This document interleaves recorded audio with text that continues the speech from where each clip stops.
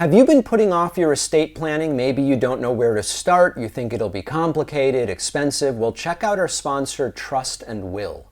Trust and Will makes it simple and fast to create your trust or will online to ensure your family and loved ones avoid lengthy, expensive legal proceedings or the state deciding what happens to your assets. And Trust and Will can handle everything: care wishes, nomination guardians, final arrangements, power of attorney, with a simple step-by-step process that guides you from start to finish.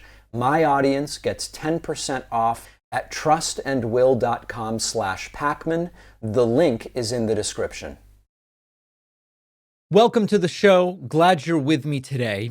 Did you see what a top MAGA said about Donald Trump's Republicans in 2026 if he doesn't release the Epstein files, which supposedly both don't exist and do exist, but were made by Obama and Clinton?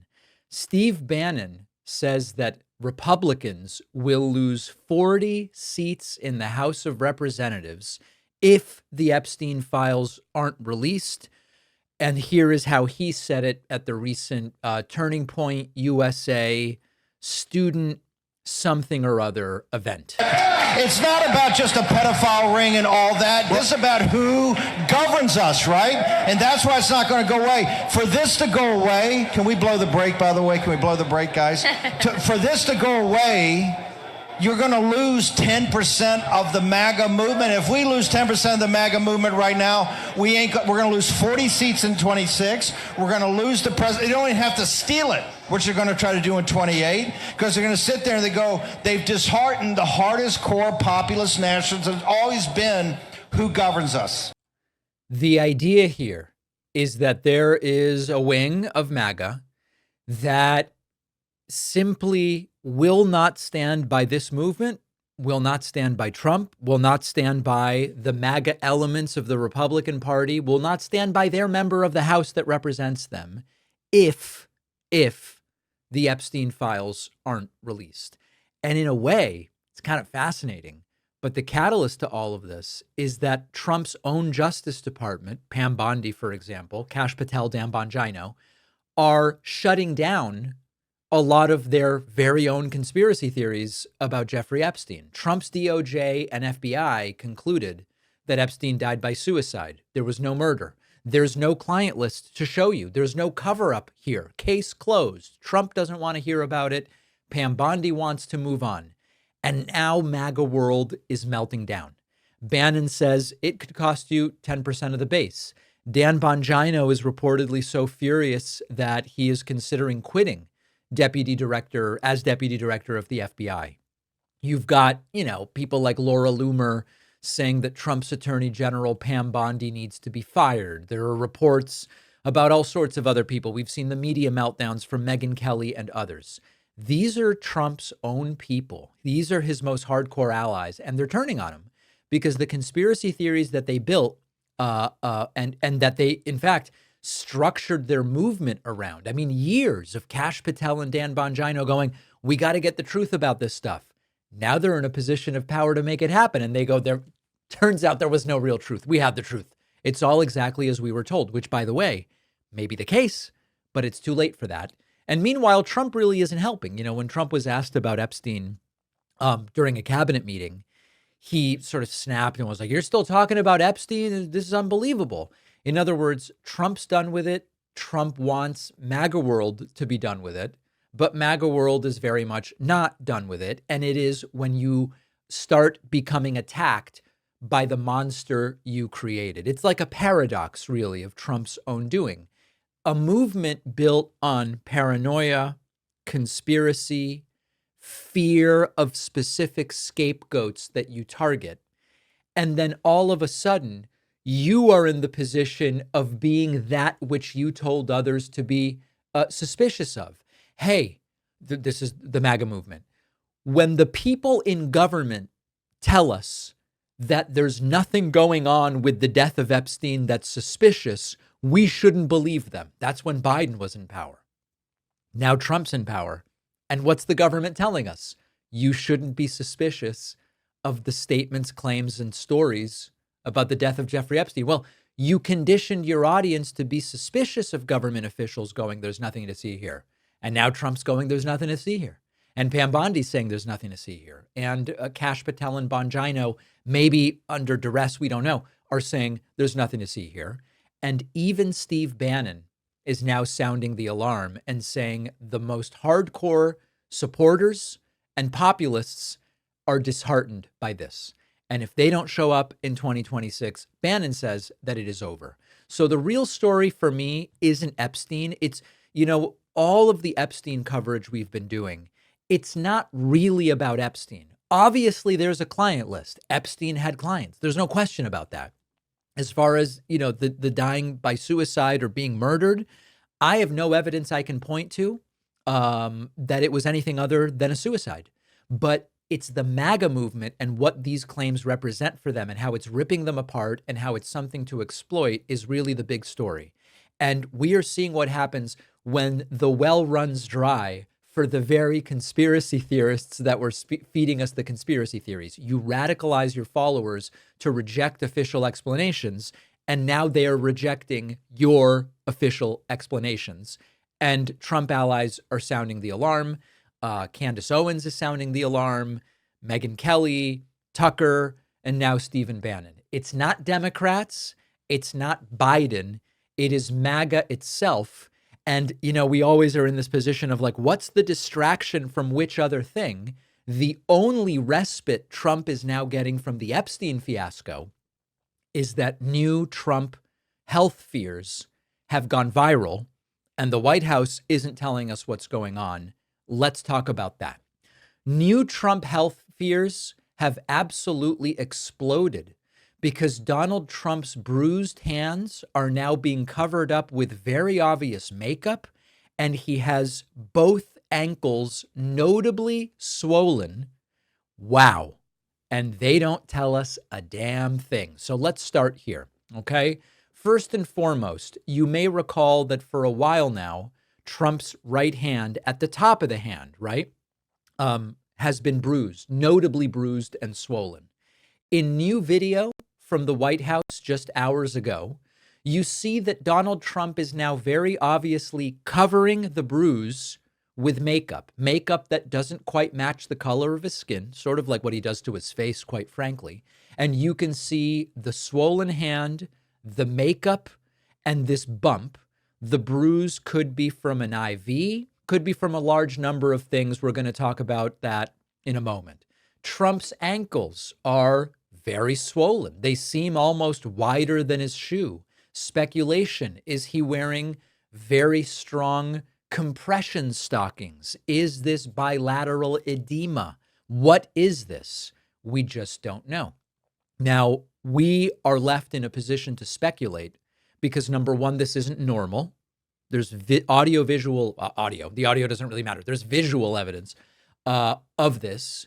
And the White House insists that Trump is just so damn healthy as a horse. Nobody's ever been healthier than Trump. It's incredible.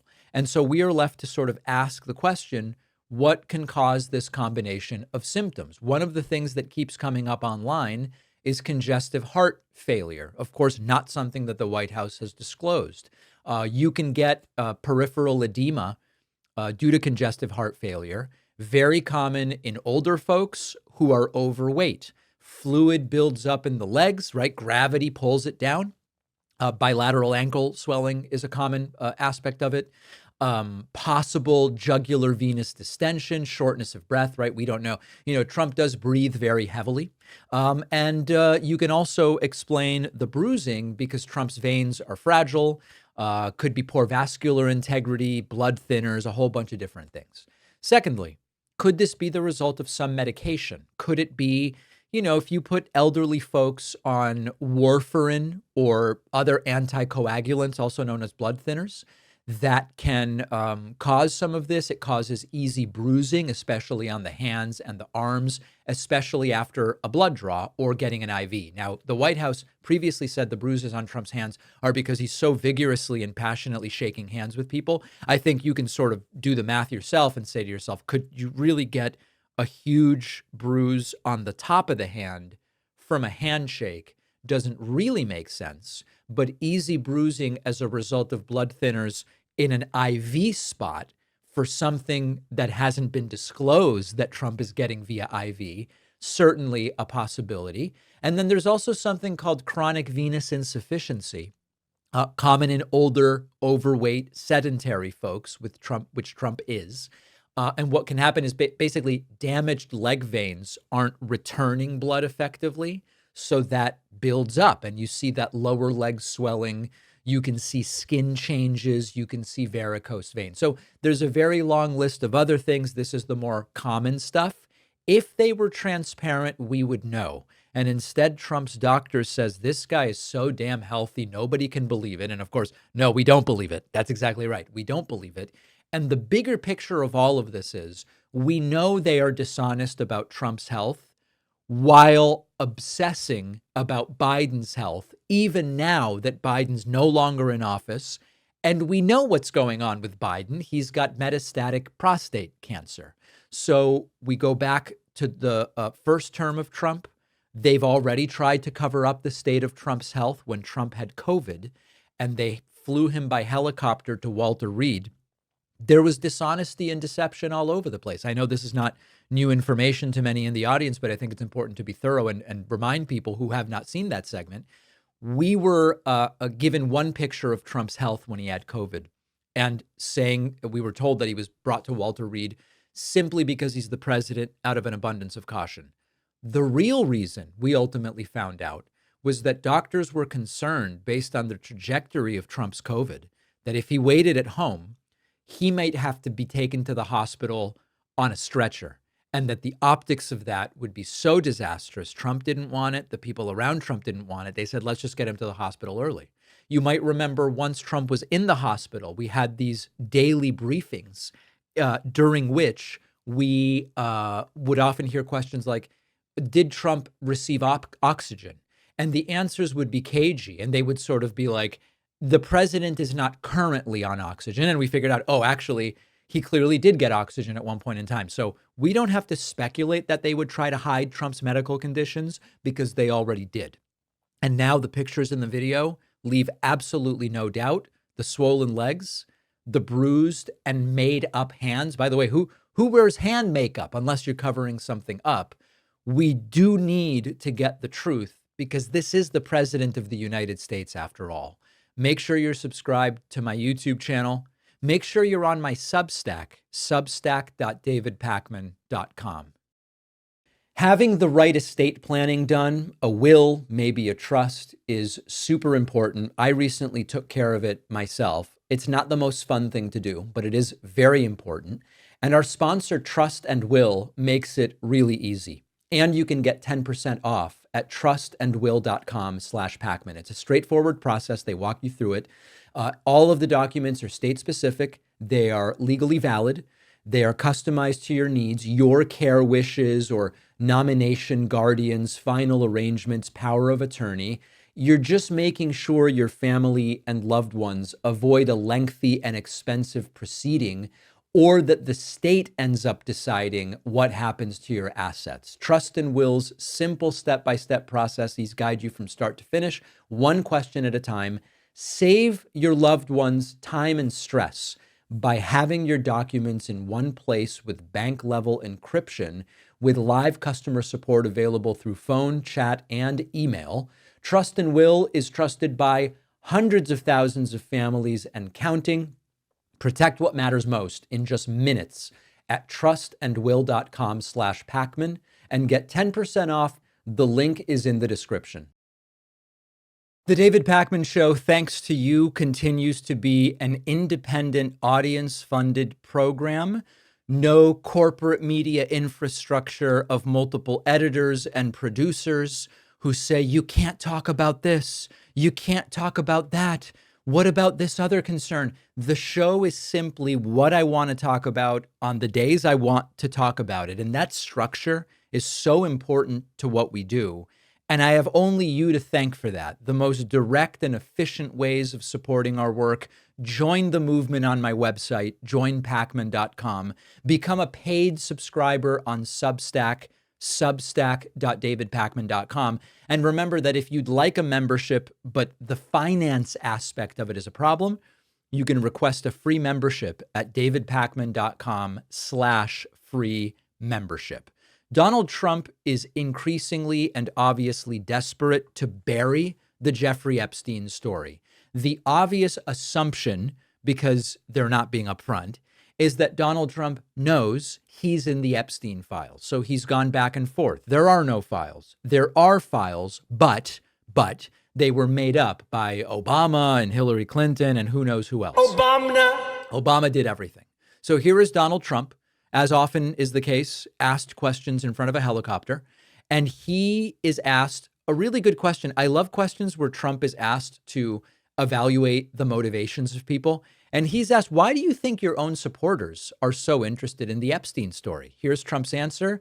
Leaves a little bit to be desired. You think about the answer to this question, then I'll give you my opinion. Does Trump sound evasive here, or does he sound forthcoming and transparent? You urge people to move on, but I'm curious, why do you think your supporters in particular have been so interested in the Epstein story? I don't understand about how it's been handled. I don't understand it. Why they would be so interested. He's dead for a long time. He was never a big factor in terms of life. He was never a big factor in terms of life. I don't understand what the interest or what the fascination is. I really don't. And the credible information's been given. Don't forget, we went through years of the Mueller witch hunt and all of the different things. Now, this is such a critical thing.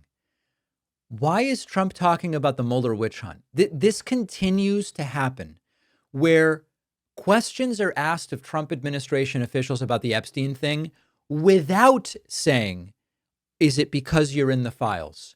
And one of the first things that Trump and other officials think to do is to either deny Trump's involvement or compare it to something to go after Trump with. The question was, why are your supporters interested in the Epstein files? And Trump goes, we had the Mueller thing. What's Trump saying there? Trump is saying the Mueller thing was something making allegations about me that are untrue. And the Epstein thing is making allegations about me that are untrue. But the question didn't say, is it because you are in the files? Trump is worried and maybe knows he's in the files. So he goes, it's like the Mueller thing, just something else to come after me about. But you're bringing that up. We didn't bring that up. Steele dossier, which was all fake. All that information was fake. But I don't understand why the Jeffrey Epstein case would be of interest to anybody. It's pretty boring stuff. It's sordid, but it's boring. And I don't understand why it keeps going. I think really only pretty bad people, including fake news, want to keep something like that going. Well, of course, that's not true. It is Trump's own supporters to a degree. It's Bannon, it's Candace Owens, it's Megyn Kelly, it's Tim Pool, it's the whole lot of them, Patrick Bet-David. Trump is either pretending or he's ignorant. The reason that people are interested in it is because of what the people in your administration told them they should believe. You told them when official government sources tell you there's nothing to see here with Epstein, they're lying to you. And now Trump is in power and Trump's government is officially telling his supporters there's nothing to see here. The suicide was exactly as it was presented. There's no list. There's no documents that we're holding back or that we could be releasing, but we're choosing not to.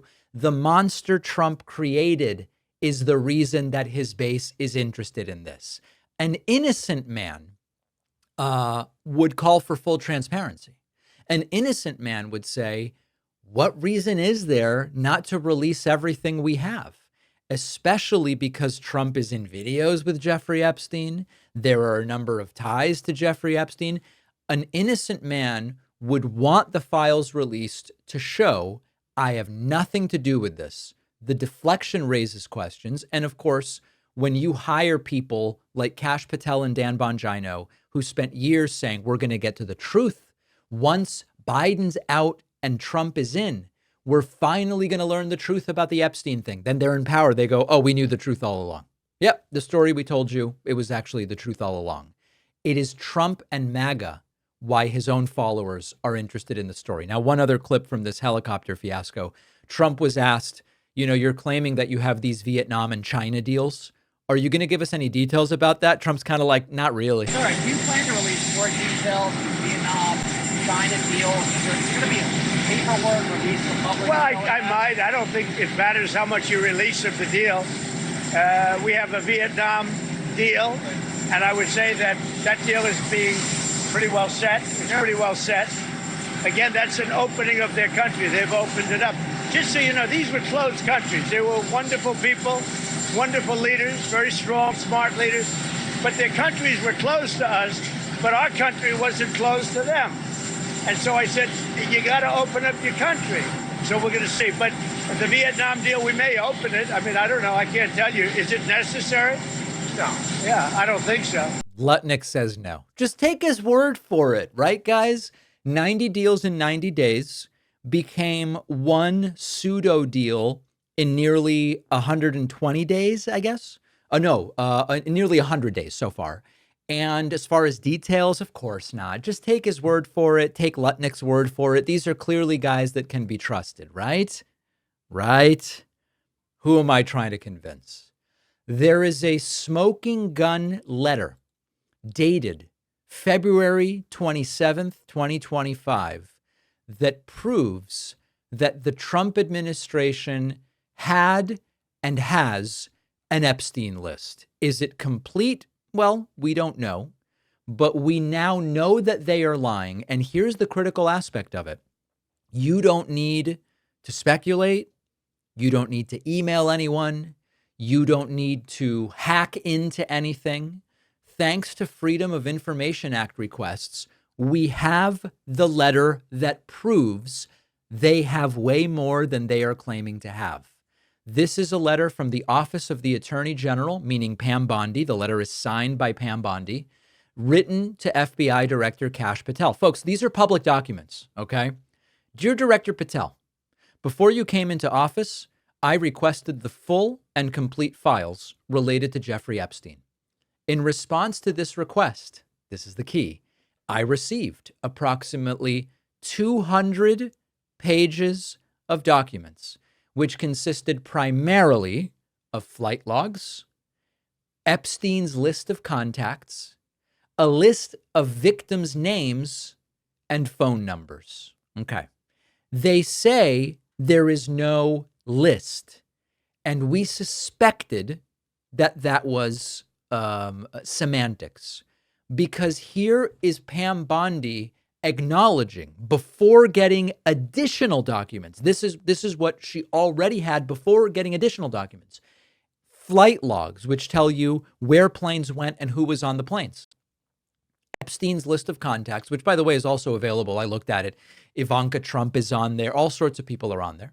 And a list of the victims' names and phone numbers. Damn, that does sound like the Epstein list, which they now claim what to have. Pam Bondi goes on to say, I repeatedly questioned whether this was the full set of documents responsive to my request, and was repeatedly assured by the FBI that we had received the full set of documents. Late yesterday, I learned from a source that the FBI field office in New York was in possession of thousands of pages of documents related to the investigation and indictment of Epstein. So here Pam Bondi is saying, not only do I have 200 pages of documents, which certainly meet the colloquial definition of the Epstein list, she is aware of something that is at least 5 times larger, right? At least 1,000 pages, and she says thousands, so it actually could be at least 10 times larger or more than what she already has. And now we're supposed to believe there's no list? The FBI had thousands of pages conforming to what we colloquially know of as a list, and Pam Bondi had hundreds of pages of what would be a list. And she goes on to say, despite my repeated requests, the FBI never disclosed the existence of these files. When you and I spoke yesterday, you were just as surprised as I was to learn this new information. By 8 a.m. tomorrow, the FBI will deliver the full and complete Epstein files to my office, including all records, documents, audio and video recordings, and materials related to Jeffrey Epstein and his clients, regardless of how such information was obtained. There will be no withholdings or limitations to my or your access. So there's 3 important aspects to this letter. Number 1, Pam Bondi acknowledges having 200 pages of documents that are certainly a list. The flights, who was on them, Epstein's contacts, and victim names. That's a list. Okay, she had it. Now she says she doesn't. The FBI, according to Pam Bondi in this letter, had thousands of pages compared to Pam Bondi's hundreds, thousands of pages, which the FBI has also said, we don't have anything either. Over the last 10 days, we've heard from the DOJ, we have nothing, and the FBI, we have nothing. So that's lie number 2. And then thirdly, it would be interesting to get a definitive answer. Did the FBI comply with the Attorney General's demand that by the following morning, February 28th, the full files be delivered? If they didn't, why were they allowed to get away with that? And if they did, why does Pam Bondi now, with hundreds of her own files and thousands of additional documents from the FBI, claim that she has nothing? The stuff is happening in plain sight. It's happening in plain sight. And Trump is so triggered that he is now going after a sitting senator. It is happening again. When Trump is under pressure, could be political pressure, could be legal pressure, could be public pressure, you can count on 2 things. Number 1, he starts to publicly unravel. And number 2, he picks a new enemy, a scapegoat, and tries to drag the enemy down to take attention away from himself. This time, it is Senator Adam Schiff. In an unhinged Truth Social rant, Donald Trump wrote, and I quote, "I have always suspected shifty Adam Schiff was a scam artist, and now I learn that Fannie Mae's Financial Crimes Division have concluded that Adam Schiff has engaged in a sustained pattern of possible mortgage fraud. Adam Schiff said that his primary residence was in Maryland to get a cheaper mortgage and rip off America, when he must live in California because he was a congressman from California. I always knew Adam Schiff was a crook. The fraud began with the refinance of his Maryland property on February 6, 2009, and continued through multiple transactions until the Maryland property was correctly designated as a second home on October 13, 2020. Mortgage fraud is very serious, and crooked Adam Schiff, now a senator, needs to be brought to justice." And then Trump was asked about this and added, "It is time for Schiff to be brought to justice," which of course any reasonable person interprets as he should be arrested and prosecuted. You want Adam Schiff brought to justice. I would love to see him brought to justice. Is that jail? I'll tell you what, I think Adam Schiff is one of the lowest of the low. I would love to see him brought to justice. He's a dishonest, crooked guy. I don't know about the individual charge, if that even happens, but Adam Schiff is a serious lowlife. This is not the Department of Justice talking, although Trump might be able to convince Pam Bondi to do something about this. This is not a prosecutor who's looked at evidence. This is certainly not a judge. This is Trump, the guy who has been convicted of 34 felony counts, attacking a sitting U.S. senator and demanding that he be arrested. We really need to interpret this for what it is. So you only need to look at the last 10 days of news to understand what's happening. Trump's panicking over the Epstein file, sort of renewed vigor behind that. He's reeling from the Iran fallout, the internal Republican backlash, and Adam Schiff, who, by the way, helped expose Trump's Ukraine extortion scheme when he was a congressman. Now he's a senator. He's, I guess, theoretically a future presidential contender, although I don't know that Adam Schiff has those ambitions. So what does Donald Trump do?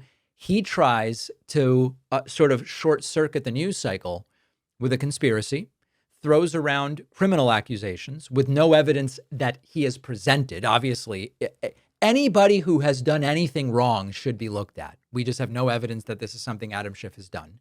And he's once again calling for the arrest or political prosecution of his enemies. This is fascist behavior. Authoritarian leaders attack the press. They attack the courts. They attack political opponents. Trump is 3 for 3. He's done all of it. He has power once again, and he's saying it out loud. So Adam Schiff, whatever he did, I assume mortgages are investigated, right? I mean, if there's evidence, then okay, go for it. But Adam Schiff isn't the story here. It's the guy in the White House obsessed with vengeance and desperate to distract from potentially, as Steve Bannon put it, disastrous midterm defeat in 2026. The David Pakman Show is an audience-supported program, and the best, most direct way to support the show is by becoming a member at joinpakman.com. You'll get the daily bonus show, the daily commercial-free show, and plenty of other great membership perks, Get the full experience by signing up at joinpacman.com. Today, I'm going to be speaking with Jake Tapper, CNN anchor, chief Washington correspondent, co-author of the book Original Sin, President Biden's Decline, Its Cover-Up, and His Disastrous Choice to Run Again. Really appreciate your time. You know, more so as a disclaimer to my audience before we start. Listen, I know that there are people that are angry with Jake about the book for different reasons. I know some of the questions my audience wants me to ask. And, you know, this is not going to be me yelling or scolding Jake the way Megyn Kelly did. You know, we're going to have a conversation here. And I understand some of the concerns that my audience has raised, and we're sort of going to talk about them. And so to start, I'm almost completely through the book, Jake, and I've reviewed a lot of the interviews you've done. I think the primary question that has remained unanswered to many in my audience is, given the obviously newsworthy and even decision-making worthy nature of much of what's in the book, why did none of this come out from you as you vetted and conducted the research and interviews at a time when maybe it would have been actionable for voters? Well, it's a great question. And the simple answer is that almost Alex Thompson, my co-author, and I, almost all of the interviews we did for the book were after the election. There was this feeling among Democrats that any acknowledgement, any disclosure of what was going on behind the scenes before the election would only help Donald Trump. And I wish I had known a lot of this, if not all of this, as it was happening, of course. I mean, Alex Thompson and I are, in addition to collaborators in this book, we're fiercely competitive journalists with each other and with others. And I mean, I would have loved to have broken any of these stories when they happened. But the fear of God had been put into so many Democrats that anything to disclose what was really going on with President Biden would help Donald Trump. And therefore, there was this omerta, this silence about what was going on until after the election. And then after the election, we made a list, Alex and I, when we started writing this book, and like literally after the election is when the day before the election, I said to him, you and I should work on something. And the day after the election, he and I started putting together the proposal and everything. We made a list of everybody we wanted to talk to. And, and we found it much easier to get through to those people with the election over. And there was no longer the threat of Donald Trump. It was the reality of Donald Trump. And so people were a lot more willing to talk. So the simple explanation from a timing standpoint seems to be, you were only told these things after the election was over, and therefore you couldn't possibly have reported on them before you knew them. Correct. Yeah. I mean, yeah, entirely. I did not know, like, for instance, there's the story that was excerpted in the New Yorker that got a lot of attention about President Biden not recognizing George Clooney. I didn't know that story until after the election. I mean, it was shocking to me. I would have loved to have broken that story in June 2024, or any of the stories that we have in the book. But people look, even today, people are very reluctant to talk about this stuff because it's seen as disloyal still among Democrats to say anything about Joe Biden, instead of focusing one's attention on Donald Trump. And there are obvious sensitivities about talking about somebody's health, whoever it is. There's sensitivities about talking about your grandma's health, not you, but somebody's grandmother's health. I mean, like, these are the most sensitive things that there are in the world to talk about: mortality, infirmament, etc. So that's the simple answer. Almost every single interview we did that's in the book was after the election. And Alex and I were surprised at how many, like, when we pitched the book, but we didn't know how much we were going to get until the interviews started. And we were surprised at how much we learned. We thought we knew a little, maybe, but we had no idea but not in a confirmable way, except for the stuff that had been reported. But then we were just flabbergasted. So I mean, I think that's just the honest answer. And I know this has been a criticism for a long time of anybody who is a daily journalist, but also that writes books. Bob Woodward, Maggie Haberman, whoever. That was exactly the example I was thinking of, the Woodward, yeah. Well, the Woodward one, I understand. I mean, like, I'm not here to jump on Bob Woodward, but Donald Trump told him in like January 2020 that they believed that COVID was airborne. Now, I don't know I assume that Donald Trump was talking to Woodward only for that book or whatever. I mean, I don't know the deal. I don't know the situation. But yeah, look, I mean, I get that criticism. But I was stunned on June 27th, the night of the debate, June 27th, 2024. You know, I like you, like everybody, had seen him aging through the years, and I'd seen the gaffes and the missteps and the trips and all that. But I, like everybody else, was just as stunned to see how addled he was, President Biden, on the debate stage. That was a surprise to so many people.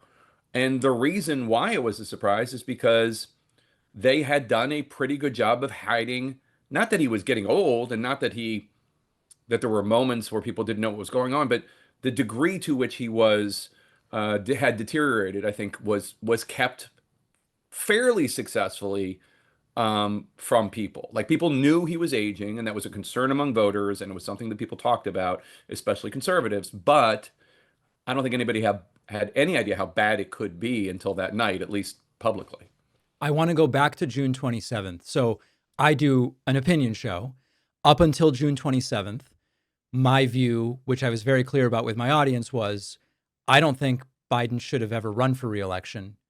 Given where we are, I think right now the calculation is if he gets out, that does more damage than whatever benefit there is to replacing him. That was my opinion up until 7 p.m. on June 27th, right? Or whatever time the debate was. Actually, the debate was late, which is another factor. You write, you write about that in the book. That's right. 9 p.m. is late for me. Right. I know. Me too. Like for an 81-year-old. Yeah. Me too. So after that debate, the next morning, even that night, I said to my audience, listen, whatever you as a follower of a political show believes about Joe Biden right now, my instinct is that what happened last night, is going to lead to an amount of pressure where he's going to have to get out. And given that, I think there needs to be the most cohesive possible plan if you're a Democrat who wants to see Donald Trump defeated, to replace him in a way that will bring people in rather than push people away. And my audience was split. There were people who said, it wasn't that bad last night.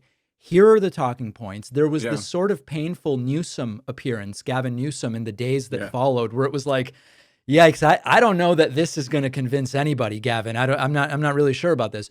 And eventually the pressure did become too great. What I'm curious to ask you, as someone who talked after the fact with people about that night, was that night the clear signal to everybody, or mostly everybody, that it was to me, but they couldn't say it yet? Or were there genuinely people who thought, that wasn't really that bad? I mean, it's a great question. It was a multitude of takes. I think there were people who, like, for instance, let's say Biden's top aide, Mike Donilon, who would say and argue Joe Biden on his worst day is better than Donald Trump on his best. It doesn't matter, X, Y, that's just it. And it's a choice. And that's one of the reasons why there was an early debate, because the White House had bad polling, and they were eager to make it not a referendum on Biden, but a choice between Biden and Trump. And Joe Biden and Mike Donilon and others were convinced, get the choice out there, and Biden will win that. Mike Donilon would say he won before with people thinking he was too old. He's going to do it again. So there's that group. Yep. And I think there's a little, there's, for some of those people in that group, there is a little delusion about how bad it was, because it was really bad. And if you go back and watch it, it was really, really bad. And it was not, this isn't, for a lot of people, I mean, this is one of the issues that people in that group have, which is, this isn't about,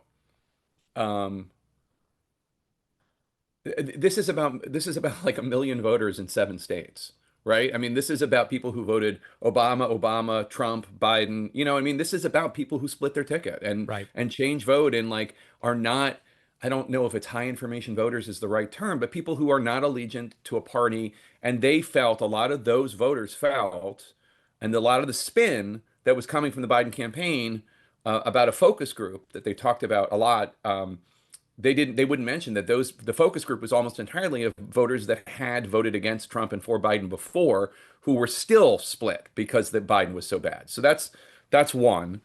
There were people that were confused. What was that? That was horrible. Oh, they're saying it was a bad night. Okay, well let's give them an opportunity to. I'm talking about Democratic officials now. Yeah. Let's give them an opportunity to show that was just an aberration. And he didn't, and because honestly he couldn't. That's the bottom line. It's like he didn't have a press conference for I think another week, and it was after NATO, And the press conference was not good. no, it wasn't as bad as the debate, but it was not good.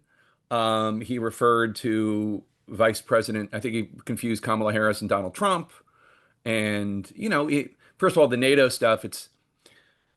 He's not on issues that he cares about. He's better than on issues he doesn't, and he really, really cares about NATO. He really, really cares about Ukraine. Those issues, he can talk about that better than he can talk about the economy or abortion rights or whatever.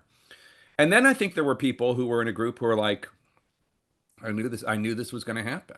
I mean, I had seen this behind the scenes, and this is horrible, and I suspected it was this bad. And we have some of them on the record in the book, like David Axelrod, who had been, talking about this publicly, Dean Phillips, who'd run against him, and others.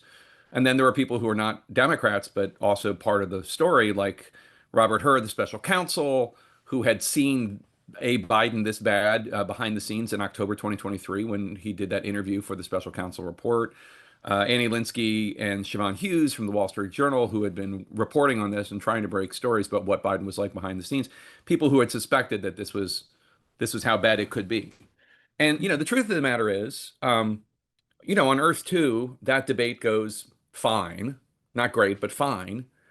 And then and then it's not till the second debate in like October where he has that debate. You know what I mean? Like this was going to happen sooner or later. And the question is, was it going to happen in June, or was it going to happen, at a town hall in September or whatever? But I mean, what our reporting shows is not that Joe Biden is unable to speak, unable to give a speech, unable to have a nice exchange with somebody, is that he has these moments like he had at the debate where he really can't form a complete sentence or come together with a coherent thought. And it's not like with anybody. You look like you're a young person, so maybe we're talking about your grandparents, but like, and I hope your grandparents are alive and well and thriving. But sadly, Baruch Hashem, they are no longer with us. Okay, well, I'm sorry. Neither are mine, and so my parents are now in their 80s, and like this happens, and people have good days and bad days, and it doesn't just like go like this. It's just it's a chart where good days, bad days, and et cetera, and that's like Joe Biden. And so, I mean, I think that's the situation. Now the other, I'm sorry to babble, but like the other thing that you bring up is the idea of like a contest, and that's what people like Pelosi, Obama, and others wanted. Yeah. They wanted some exercise of democracy and voting, whether it was, even if it was delegates voting with some sort of contested primary, or like a contested convention rather, or a truncated primary system or whatever. But, primaries they're not official, like United States government. The parties can make it up. They can do whatever they want. They could say, okay, we have a new nominee. Now we're going to have a Northeast, we're going to have the New England primary on this day and the Southern states on this day. They could have done whatever, but Joe Biden spent more than 3 weeks before he dropped out, and there went that idea. I want to talk a little bit about sort of a compare and contrast with some of the reporting on Trump. And I'm glad for you to take this on as your personal reporting, CNN, or more broadly as legacy and corporate media. Sure. I'm seeing significant hesitation to report not on the recklessness of Trump's policies, which I've heard you say in interviews. No, we're reporting on the recklessness of Trump's policies, but things like focus on Trump being unresponsive to questions as if he doesn't understand them. Last week, he was asked about Alligator Alcatraz. How long will inmates stay here? And the question was repeated twice. And Trump goes, I love spending time in Florida. I'm going to be here a lot. And it didn't seem to be an issue of his hearing. It seemed to be an issue of comprehension. Yesterday, he's now covering hand bruises with very obvious makeup, and his ankles look very swollen. I mean, they genuinely look significantly swollen. Mixing up Pelosi and Nikki Haley, appearing disoriented. Why do you think Trump's president now, and there's almost more discussion of Biden's health, who is no longer president? What do you think is going on? Well, there's a lot of things that you just mentioned in there, and they're all different. I can't get into Donald Trump's brain. I don't know exactly what was going on with the Alligator Alley question. From what I saw, it looked like he was just dodging the question, like pretending like to answer a different question, which really, that's what it looked like to me. You know, which it doesn't make it any better, but it doesn't make it addlement. It makes it avoiding the question. But you know, but I don't know. I don't know what it was in terms of, you know, the potential bruises on his hand or whatever the theories are, and his ankles. I saw the photos of that.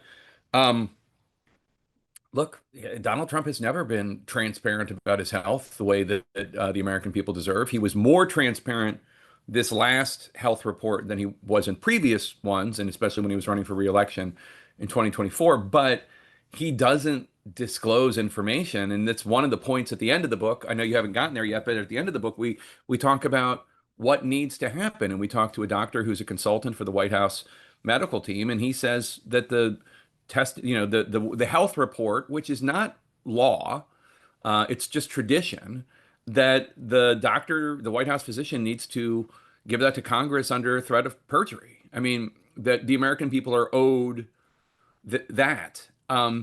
And I think that's one of the things that I hope the Biden lesson, and look, you can't apply it to Trump because you'll never get Congress to go along with it, but why not pass a law requiring some sort of health disclosure for future presidents? So like, you know, so that it takes the Trump and the Biden out of it, and just, I mean, it might be challenged as unconstitutional because of the legislative branch versus the executive or whatever, but there needs to be some disclosure. No, I would love to see that too. But I mean, I think you're getting to this, but even if we think about like today, if you today wanted to do a story where you go, listen, I'm not a doctor, but here's what we see now for 2 months on Trump's hands. It's very obviously covered with makeup. But what is it? It seems as though it's where he's getting an IV for something, which of course hasn't been disclosed, and his hands are bruised, and he's covering it up with makeup because it started to get attention that his hands are bruised. I mean, that's the most likely explanation, I think. But I guess what I'm wondering is, if you wanted to do that story today on CNN and go, there's a history of lack of transparency. You know, when he was in the hospital with COVID and doctors were asked, is he getting, did he get oxygen? They said he's not on oxygen today, right? There's even more than that. There's an entire trip to Walter Reed that he went on in 2023 that they didn't disclose what it was. I mean, but my question is, could you do that story today on CNN if you wanted, or would there be problems at some level of the company? I don't think there would be problems. It's just a question of what are the facts and what do we know? And, you know, White House, I mean, the same problem that I faced covering Biden, I would, you know, while Biden was president, I faced, until the election at least, I faced covering Trump, which is like, people are not sharing information. I think that it's worth asking questions about these things. I'm not reluctant to cover them. I do think that a lot of times people conflate Biden's issues with Trump's issues. And I think a lot of Trump's issues, and this is not to excuse them, but this is just talking to doctors and whatever, have more to do with his personality. And I mean that in the clinical term of personality. I don't mean like, oh, he seems nice enough or whatever. Like, I mean, when people talk about what's wrong in their view with President Trump, they're talking about him being narcissistic. They're talking about him being lacking empathy and things like that are not about cognitive issues. So it's a different wing of the hospital, which is not to say that it shouldn't be covered or it shouldn't be discussed. And in fact, we have discussed it. We discussed it a lot during the first term. But I mean, I think that, and the other part of that is he won with people knowing that that is his personality, for better or for worse. It's not as if, I'm not talking about the bruises now or the ankles or whatever. That's a Yeah. separate issue. But about like the word choice, and sometimes when he seems unsympathetic, or sometimes, I mean, I think it was George Conway who wrote, former husband of Kellyanne Conway, who wrote an entire article for The Atlantic. I'd have to go back and check, but I something think along you're the right. lines. He was basically saying that he thinks that Donald Trump had like malignant personality disorder or something like that. Yeah. Excuse the paraphrase, but something like that. And it was a whole thing about, the going through diagnostic definitions and such. And that's, that's fair game. But I think that's where Trump's issues lie more, not on the confusing Nikki Haley, Nancy Pelosi. That's aging or whatever. But I'm not excusing it. Also, we covered it. Yeah. We covered it. Last thing I want to ask you about. We saw the successful lawsuit against George Stephanopoulos. We saw 60 Minutes choose to settle rather than fight in court what seemed like a pretty good case that they didn't really do anything wrong. Well, it in wasn't terms of- 60 Minutes that settled. It was Paramount. Paramount. which owns CBS News, which owns 60 Minutes. Yeah. 60 Minutes would not have the team at 60 Minutes. That's fair. Would never have done that. And in fact, the president of CBS News and the executive producer of 60 Minutes both left at least partly because of that lawsuit. That's a good clarification.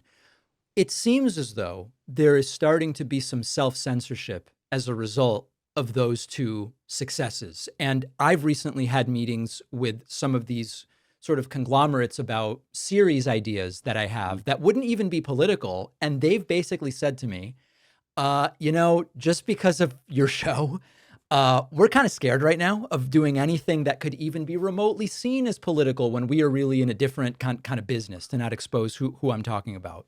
Yeah. Are you seeing some of that self-censorship because of the effect of those lawsuits? And I'll just leave it at that. Are you seeing any of that self-censorship? Is it a reasonable concern that it would be going on now? I'm not seeing it at CNN, but I think it is a reasonable concern, and I think it predates the Disney settlement and the Paramount settlement, which and of those, I don't think either of them should have settled. But of the two, the Paramount one was egregious. I mean, like all sorts of legal experts said that they thought that Donald Trump had no case. Yeah. And in fact, we've pointed out on my show several times that, the edits that he was complaining about that had been done to the 60 Minutes interview, which he depicts falsely every time he describes it. I mean, just for your folks who probably know this already, but she gave a very long answer Kamala Harris when asked about Gaza and Netanyahu to Bill Whitaker, the 60 Minutes reporter. And when they ran an excerpt of it on Face the Nation and on Sunday, they used one little clip of it. And then when they ran the 60 Minutes interview, Monday or Tuesday or whenever they ran that special, they used a different excerpt of the same very long, very word salad-y kind of answer. Compared to what Fox News did when one of their anchors, Rachel Campos Duffy, asked Donald Trump about the Epstein files. Yeah. And they ran on that was like, yes, I would release them. But then his longer answer, which ran on the podcast version of the interview, he backs off that and says, well, maybe I wouldn't release it because there's a lot of fake stuff in there, a lot of people who, didn't do anything, blah, blah, blah. But they didn't run that whole answer. That is now different rules. There are different rules because CBS is public network, public airwaves. So the FCC regulates them. They don't regulate cable like Fox News. But if you're looking for a more egregious example of editing to make somebody look one way or the other, the Fox interview is a much more blatant example. So anyway, I'm blabbing again, but all true though. I haven't seen it, but I do think that we are in an era now of more litigiousness. But this started during the first Trump term, or when he started suing companies, and a lot of it was thrown out. But there have been just a lot of lawsuits, and a lot of judge shopping, people filing their lawsuits in Florida, where there are friendlier judges to the idea of media bias, et cetera. And so I have seen that. I haven't seen any like result of it. Nobody said don't do this or don't cover that. But I mean, I do think that that is certainly the background of the media in 2025. But I mean, I cover Jeffrey Epstein every day. And, because these files are a pretty big, important story, and they're obviously causing a lot of consternation for the president among his base. And also, I was stunned when they basically said nothing to see here when the Justice Department put out that memo. But if I was that worried, then I wouldn't be touching that. We've been speaking with Jake Tapper. The book is Original Sin, President Biden's Decline, Its Cover-Up, and His Disastrous Choice to Run Again. I really appreciate your time. I know you're a busy guy, and thanks so much for being here. Oh, it's my pleasure. Thank you. If you like this show, I would love for you to get my Substack writing. Each day, I'll send you a rundown of what's on the show, what's happening, what matters, why. It's free, no spam. Substack is also the only place where we own our data. So if we get censored on social media or on any platform, Substack's going to be the only way I can tell you what is going on. Sign up now at davidpakman.substack.com. It wasn't just Trump's swollen ankles and bruises covered by makeup that were notable when he stepped outside the White House yesterday with Caroline Leavitt and answered questions. We also should, aside from the fact that the White House is obviously not being transparent about Trump's health, Trump was also asked questions whose answers really exposed the degree to which Trump is falling apart and the broader narrative about this administration is simply not holding up. Donald Trump was asked by a reporter, did Pam Bondi tell you you are in the Epstein files? Trump's answer leaves a little bit to be desired. How many more states? On Epstein, the Attorney General briefed you on the DOJ and FBI review, the findings of that review. The Attorney General briefed you on that. On what? On the DOJ and FBI on what? review. On what subject? Epstein. Okay. On Epstein, of the review of the files. Attorney General Pam Bondi. A very quick briefing. Did she tell you, what did she tell you about the review? And specifically, did she tell you at all that your name appeared in the file? No, she's given us just a very quick briefing, and in terms of the credibility of the different things that they've seen. And I would say that, these files were made up by Comey, they were made up by Obama, they were made up by the Biden, we went through years of that with the Russia hoax. You really have to zoom out here, okay? Trump is acknowledging he's been briefed. So for number one, he's saying, I was briefed on the Epstein files. Very quick briefing. But then he says, the documents were made up by Comey, Obama, and Biden. This is a really strong indicator that he's covering something up. Now, what he's covering up, we are left to speculate. The obvious speculation is he's in the files, and it would be very bad for that to get out. Is the argument that Epstein didn't do any of the stuff he's been accused of? Like when he says the files are made up, you really have to ask yourself, what does that mean? Are the files made up in that Epstein didn't really do any of the stuff? He didn't have the flight logs. He didn't have clients. He didn't have victims. Is that what they mean by made up? Probably not. Or is what Trump is claiming is made up is the list of clients only, which include potentially Trump and some of his friends. Sometimes we hear this and they go, oh, it's fake news. It's made up. But you really have to ask yourself what you mean by that, because Ghislaine Maxwell is in jail right now. So is she in jail over made up documents? What exactly is it that is made up? And if you interpret this even charitably, what this means is Trump's panicking. That's all it really means. What do you even mean made up? Is the whole thing made up, or your name being in there, or just some of the victims, or some of the perpetrators, or the flight? What's made up? What's fake? And by the way, Comey. Why on earth would Comey have anything to do with it? But that's a different question. Trump was also asked another foreign policy question. Why are you giving Putin 50 days on these tariffs? Why does he get 50 days before you put him in place? Mr. Putin, 50 additional days to prosecute this war against. Oh, I don't think 50 days is very long. And it could be sooner than that. I don't think 50 days is very long. Mr. President. You should have asked that same question to Biden. Why did he get us into this war? You should ask that question. Yeah, and what did he tell you? Why did he get us into this war? You know why he got us in? Because he's a dummy, that's why, and you don't cover it right. But you should be asking that question to Biden. Why did he get us into this war? He should be asking Biden, who is no longer president, questions when it is Trump saying, I'm going to tariff Russia, Vlad's getting tariffed in 50 days. Let me give you the real answer. Trump is setting this up to let Putin do whatever he wants for 49 and a half days and then say, we're ready to come to the table. And like a miracle, there's going to be no tariffs on Russia because Putin will have gotten on the phone with Trump and Trump will go, no, listen, he called me. He said very strongly he wants to avoid the tariffs. He's going to negotiate with me in good faith. Whatever missile attacks that are the topic of the day that Trump doesn't like will have stopped. You can trust Vlad about that.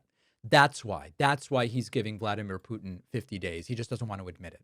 Trump, within 20 seconds, goes from we had very little inflation to we had no inflation. And of course, these are two very different things. Using. Mr. President, I'm Texas, sir. Do you believe your tariffs might have led for inflation to increase last month? Do you think they had any role? Well, we had very little inflation. I don't know. Who do you work for? USA Today. What? USA Today. Oh, well, they wrote me a beautiful article the other day, so I can't get angry at you. USA Today just wrote a very good article about me. What's that all about? Remember, Trump's currency is loyalty and flattery, and he's making it clear. So I can't get angry at you. I'm Texas, sir. No, there was very little inflation, as you know. The numbers were very good, very much inside the margin. So we've had no inflation. All we have is we're making a fortune. Do you notice that? We had very little inflation. We've had no inflation. The reality is, well, let's be honest about it. We don't need to lie, right? We were told prices would come down, but inflation's still positive. Inflation is between 2 and 3, not a concerning number. It wasn't a concerning number when Biden was president. It's not a concerning number when Trump is president. But we got to be honest. Prices continue to go up. If inflation is more than 0, prices are going up. Maybe not a lot, but prices are going up. The promise was prices would go down, and Trump was not able to achieve that. On AOC, Trump goes, she's low IQ, and I passed an IQ test. But of course, Trump didn't pass an IQ test. He passed a brain injury test. Now, Trump may not actually say IQ test, but look at how he's conflating the two things here. And, AOC, look, I think she's very nice, but she's very low IQ. And we really don't need low IQ. Between her and Crockett, we're going to give them both an IQ test to see who comes out best. Now, I took my test. I took a real test at Walter Reed Medical Center, and I aced it. I got every one of all those questions right. Now it's time for them to take a test. Anyway, have a good time. So understand what Trump is complaining about. Trump's going, AOC has low IQ. She should be tested. By the way, I took a test and I passed the test. Of course, Trump took a brain injury test, which doesn't really measure aptitude for being in elected office or being a center of power in the country. Finally, to me, this sounds like a warning to Dan Bongino. Trump is asked, do you still have confidence in him, his FBI deputy director? And Trump is only like, I like him. I like Dan Bongino, yeah. There you go. I like him. I like him and I have confidence in him is not exactly the same thing. And of course, reports are that Bongino is considering quitting because he doesn't like what's going on with the Epstein files. We'll see where it lands. Disastrous answers. Did you see how confused Bill O'Reilly was about what year it is last night? This is a real what the F moment, but it has major political implications. Let me explain this. Last night on News Nation, Bill O'Reilly, who's a frequent guest on Leland Vittert's show, where I've been a guest also, Bill O'Reilly, as you can tell in this image, he looks confused. He was completely confused about when Jeffrey Epstein was arrested, when he died, who was president at the time, and who was attorney general at the time. In fact, as Leland Vittert explains to Bill O'Reilly here, Epstein was arrested when Trump was president.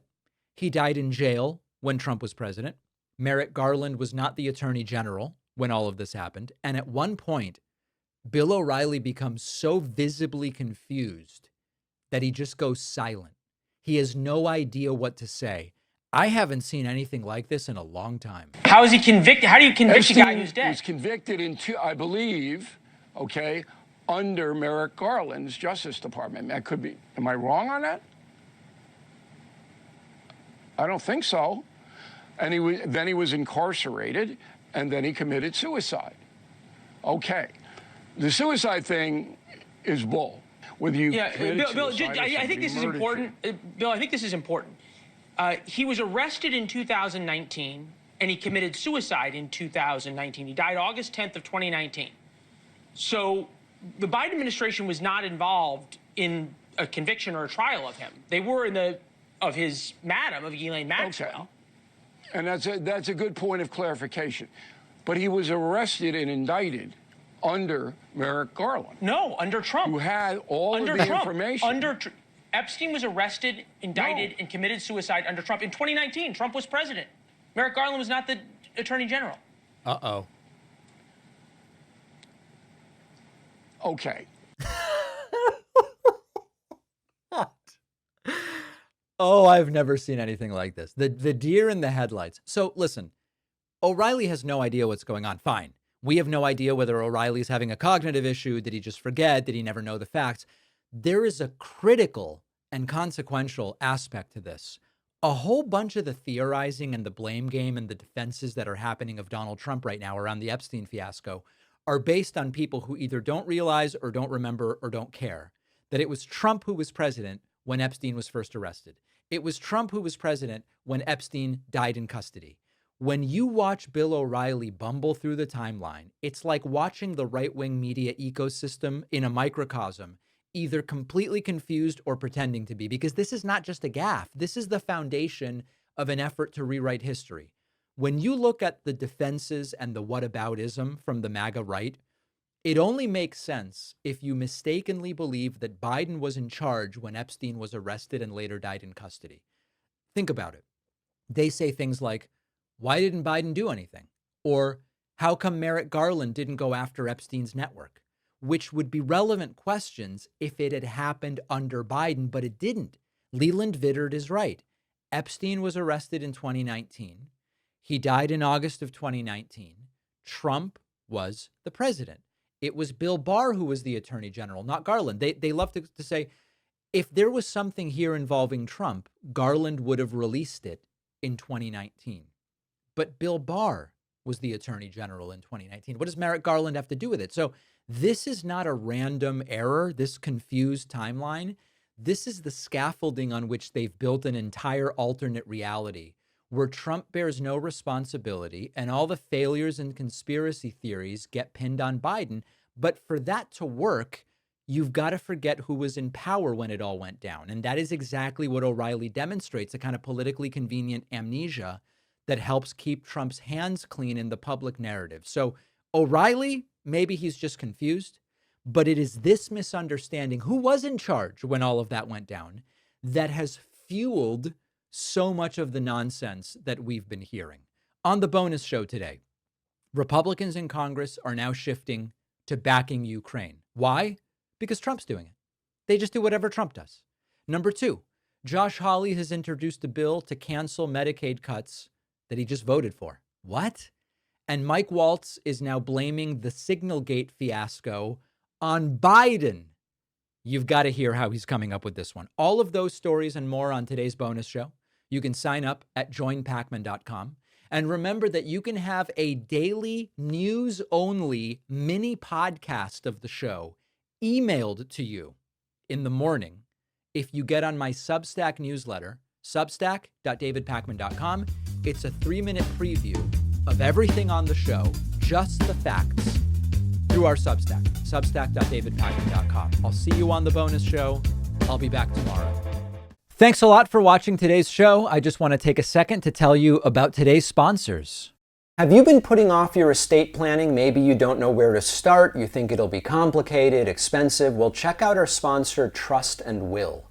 Trust and Will makes it simple and fast to create your trust or will online to ensure your family and loved ones avoid lengthy, expensive legal proceedings or the state deciding what happens to your assets. And Trust and Will can handle everything: care wishes, nomination guardians, final arrangements, power of attorney, with a simple step-by-step process that guides you from start to finish. My audience gets 10% off at trustandwill.com/Pacman. The link is in the description.